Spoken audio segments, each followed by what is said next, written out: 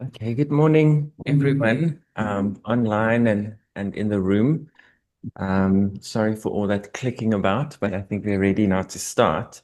Um, Denise and I are very happy to be starting us off this morning by reading some of a paper that we've written together for this special issue.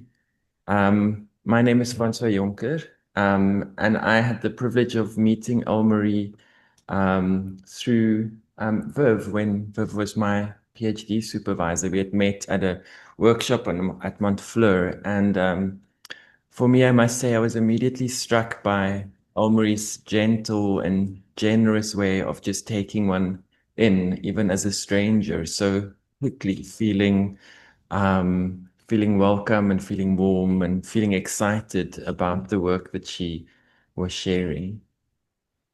And then also had this opportunity to write with Denise for the very first time. Denise?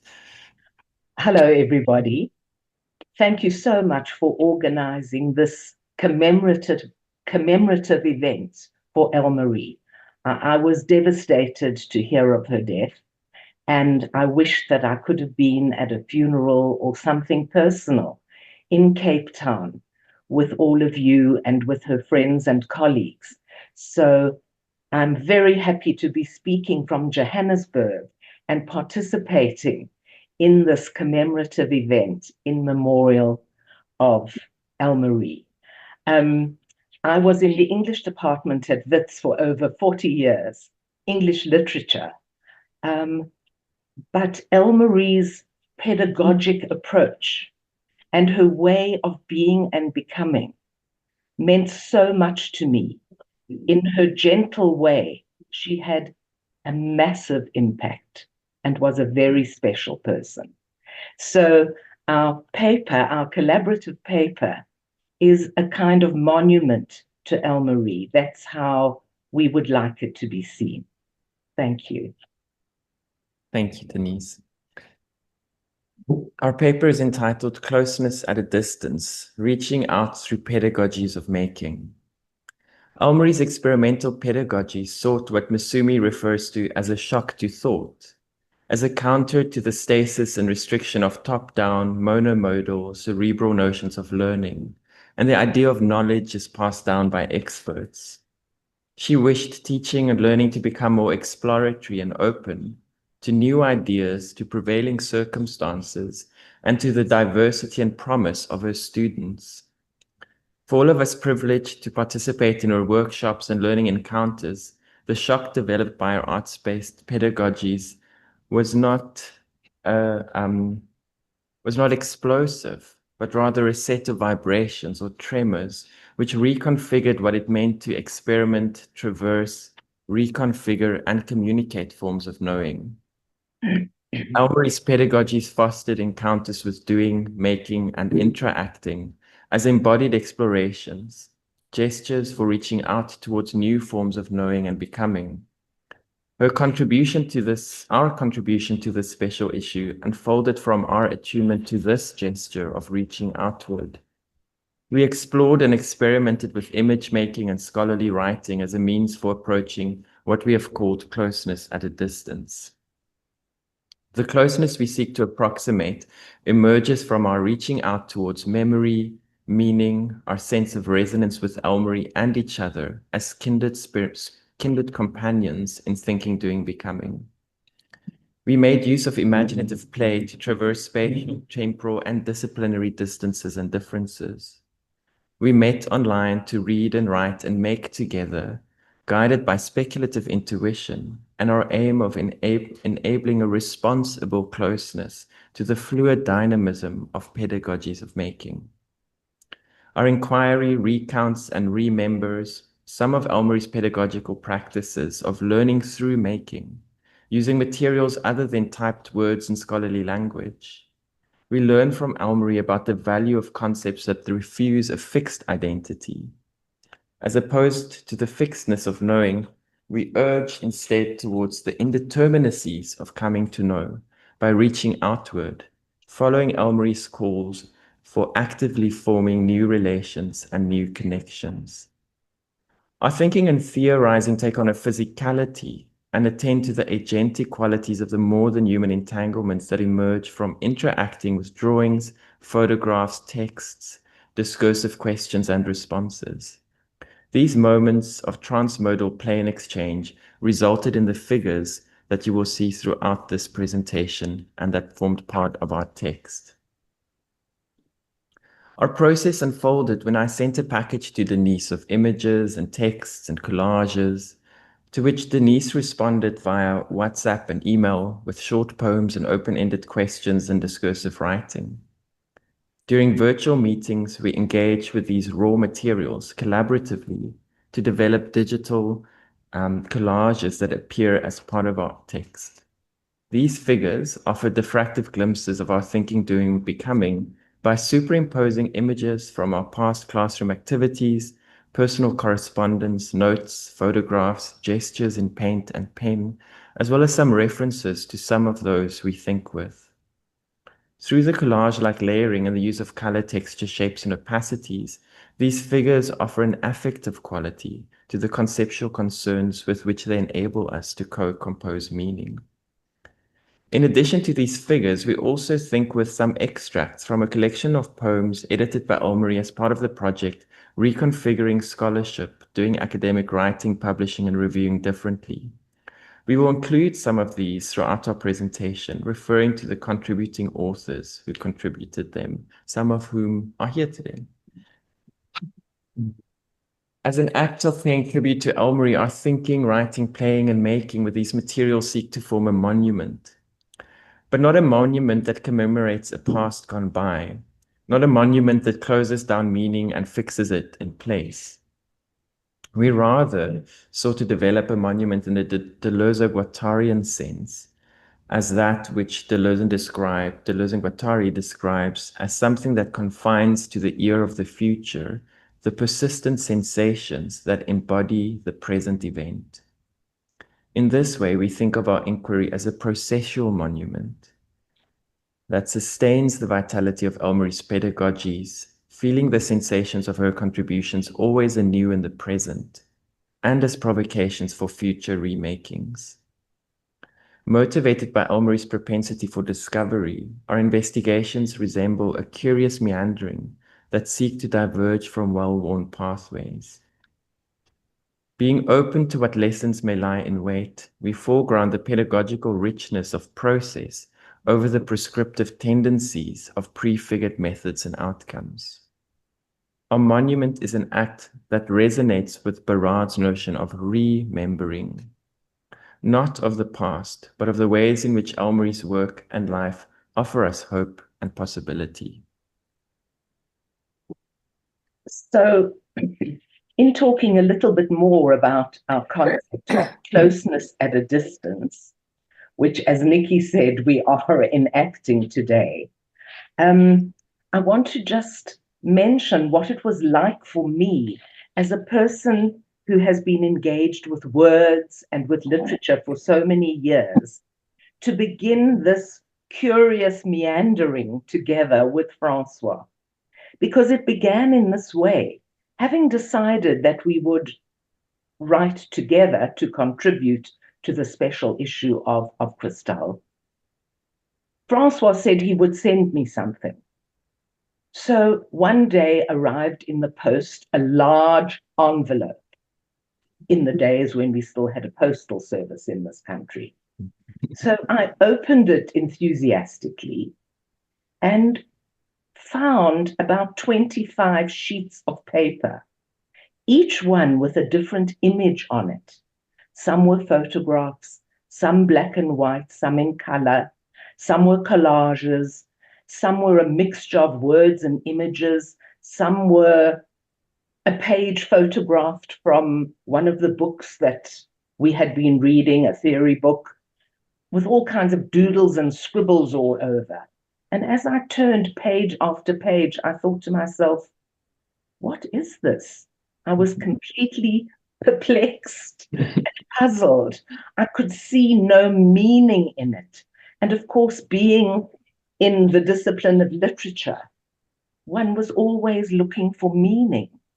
But then I opened up and gave myself to it, and there was a kind of joy in discovering the materiality and the variety of all of it. So that's how it began. Our aim to explore and enact closeness at a distance is a gesture that reaches outward towards an expansion of thinking and doing collectively. Closeness, in our thinking with the term, is animated by the futurity implied in the statement, "We are not there yet." As a processual location, closeness operates as a spatial temporal middling, to use Manning's words. It acknowledges the incompleteness of our thinking, doing, becoming as a practice of reaching, urging, and gesturing, always to the not quite yet. And here I'd like to read a poem written by Anadine at one of the Czech workshops where Elmarie was so present. Theories, papers, words, letting go of what is, embracing what is yet to come. Then the thought, a moment of clarity, but it disappears as fast as the clouds over the mountain, leaving little traces of being. Our central concept of closeness at a distance acknowledges the interdependence of two or more lines pulled closer, not towards an endpoint of sameness or consensus, but a movement, to quote Manning, towards a retexturing of differentiation in the relay that comes from the force of all that does not quite come into contact. We consider distance as the enabling constraint, to quote Manning again, that affords us closeness. Distance, however, is not to be thought of as that which renders a view from the outside. When embraced by the approximating force of becoming close, like an ocean wave approaching the shoreline as a meeting point that is never fixed, distance operates as a middling zone shaped by the dynamics of interaction. Foregrounding interaction requires emphasizing, as Elmarie used to argue, the value of difference.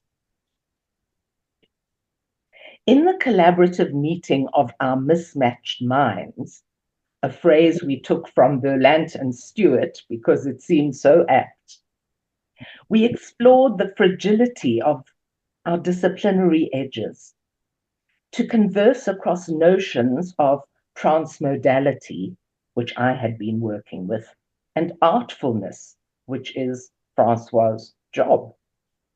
In our inquiry into pedagogies of making,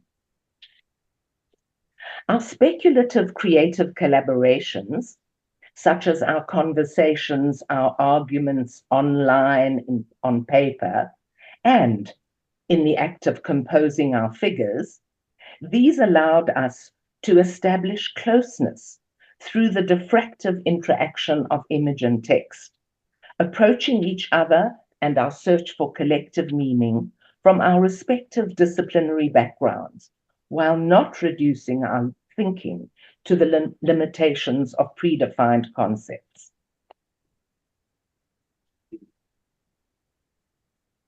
When thinking with Elmarie of art as a verb, we came to ask, how might we open up towards artful modalities in pedagogy and inquiry in ways that begin not with the object, but with the what else art can do, to use Manning's question. We shift our attention away from seemingly discrete objects to the unexpected unfolding of events. Our conception of what constitutes the artful therefore moved beyond the object and the objects and well-known categories or artifacts such as texts, paintings, poems, drawings, sculptures, and plays, to draw instead into focus the processual attitudes of curiosity, exploration, and experimentation, and speculation, all of these as operative dimensions of artfulness. These attitudes for approaching practice share a performative understanding of how doing, thinking, and becoming co-constitute one another, poised in material entanglement and interactive relation with the world. Nikki, in her contribution to the Czech anthology, echoes very much these same ideas when writing, "Becoming with critical arts-based pedagogical encounters, obliquely, different levels of intensities, between, through one another, coming to know, experiential, embodied, how to find forms expressing the ineffable." Yes, the inevitable, the ineffable, artfulness, and process. These concepts were backgrounded or not present at all in the multimodal framework through which I analyzed and understood my educational work for many years. Multimodality was a field developed by Günter Kress and others to demonstrate that meaning was made in a range of different and hybrid modes and forms, not only in language. For my late beautiful colleague and research partner, Pippa Stein, and myself, we tried to make diverse classrooms more democratic through expanding their semiotic space. Our focus was on student learning rather than on teaching. We acknowledged that cultures, expressive forms, and meaning-making resources could be different for different students, and we acknowledged that which our students had, usually differing from the academic forms. So our students learned literacy through the making of Ndebele-type dolls, theory through the making of narrative videos, and Shakespeare through the making of masks. That's what we did. I very much share with Denise an interest in shifting the focus from teaching onto learning. And while I only recently started engaging with the critical language of pedagogic theories, I've been conditioned in my approach to classroom encounters by my own background in visual arts. I very much remember as an art student working late into the night, making and remaking works like paintings and drawings or digital creations, in what seemed like an endless process, in which the materials or techniques I would use would continuously deliver something unexpected, provocations that would resist the idea of finality or completeness. Each moment of a pause in a work seemed to prompt the question, what else, in ways that would spill over into more iterations for the work to continue. Well, semiosis, a fancy word for meaning making and sign making, is ongoing, continuous. So I saw students' individual texts as punctuations in an ongoing transmodal semiotic chain. Our own figures could similarly be said to be punctuations in our unfolding transmodal semiotic chain, momentary pauses in the dynamic process. I brought my previous work along to you, and you brought yours to me in our journey towards establishing closeness at a distance with each other, with Elle-Marie, and with others we have thought with and worked with. Transmodal activities such as these made, unmade, and remade our journey as a semiotically expansive, unpredictable, and vital one. This process of making and unmaking texts and artifacts, I've come to understand as a kind of pedagogical motor. It is within the in-act of coming to know, as a middling with material reconfigurings, that learning reveals itself as emergent, contingent, and co-constitutive through more than human relations. Attuning classroom encounters to the processual openings of the artful enables what Atkinson refers to as a pragmatics of the suddenly possible. Learning through making seeds possibilities for new forms of learning and new forms of making. When shifting our modalities from reproducing the what is to material experimentations with what is possible, artful practices enliven encounters with the co-constitutive force of an unanticipated relations. Yes, Francois, learning through making. That is what many of my students did. So just to take one example, for students who were studying to be English teachers, transmodal artful practices offered a launching ground for both curricular and political knowledge and response ability.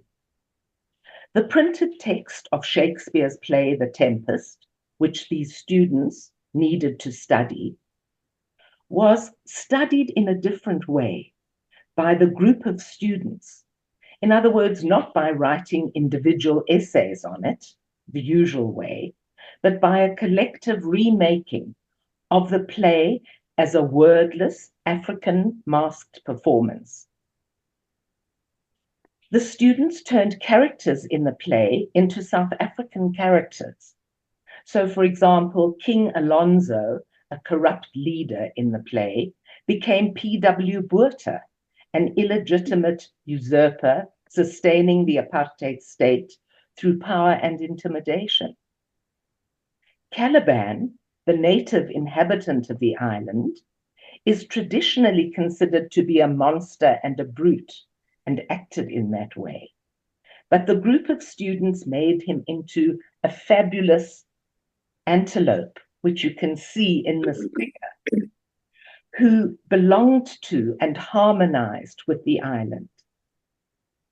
But when the island was colonized by the shipwrecked Europeans, the students changed Caliban's mask into that of a miner, flat and gray, thus evoking capitalist exploitation of Black migrant workers in South Africa.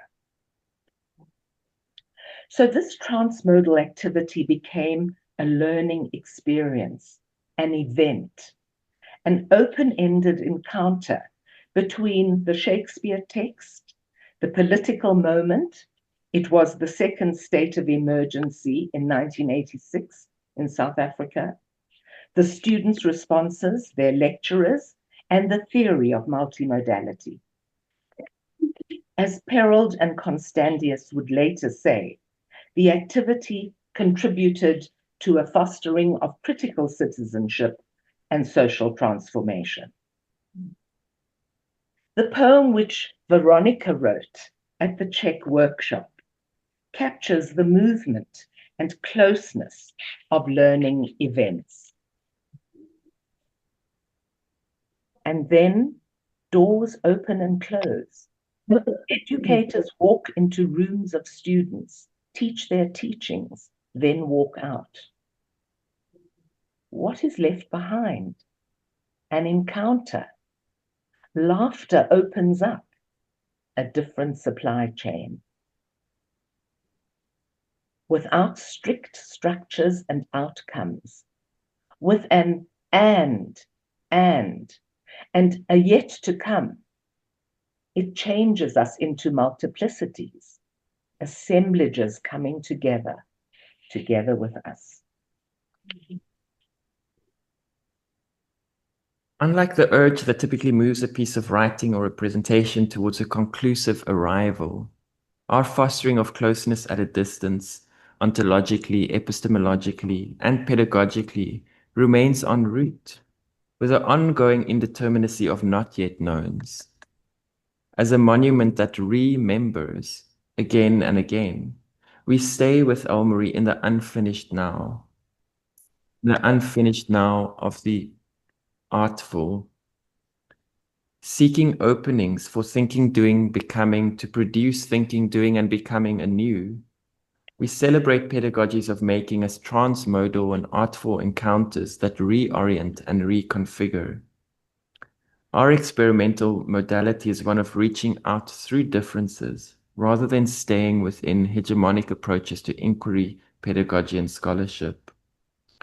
Our article, like Elmary's work, aims to encourage interaction across human and more than human contributions that include artful engagements with image and text.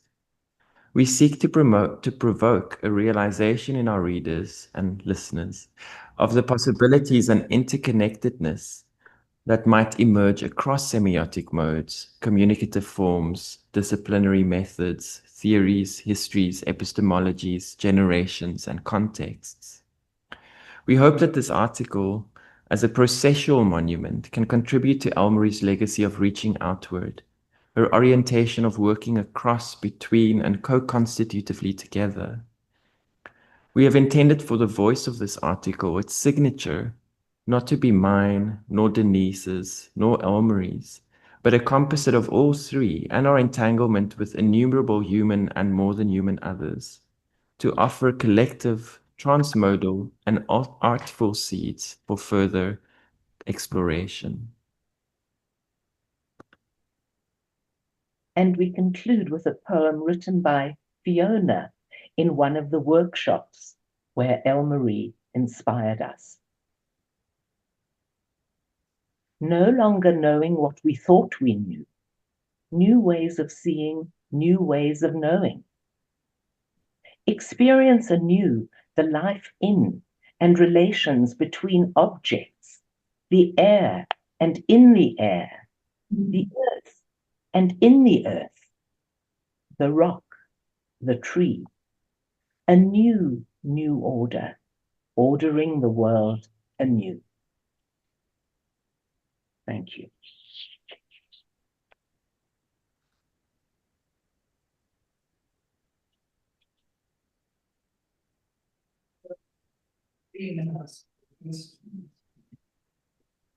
I don't know if there's any comments or questions. I was going to ask, sneaky, but you answered it. I was curious about how this has affected you, changed your way of thinking and making and whatever, but then you kind of preempted it. But it's funny because we're so privy to, because so many of us were at these workshops and have interacted over the years. It's just so beautiful to witness what you've, be part of what you've made here. It's a very beautiful paper and more than that you just created. So thank you both. Yeah. Yeah.